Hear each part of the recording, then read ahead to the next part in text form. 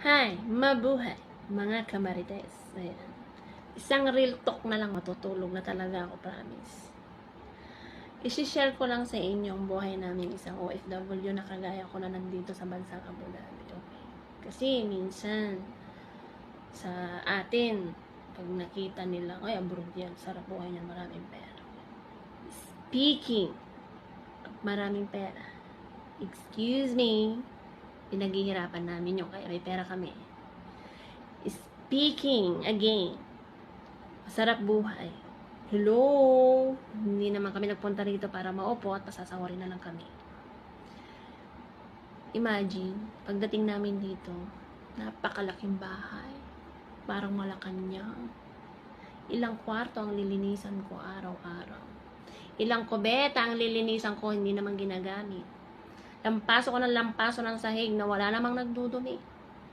May alaga ka pa. Hain namang breakfast. Linisan mong kusina, hain kang salata. Mag-a-adjust ka pa ng lingwahe.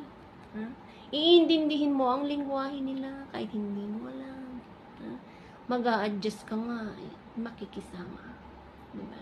Ganon ang trabaho namin, kaya hindi masarap at hindi malamig ang isang OFW.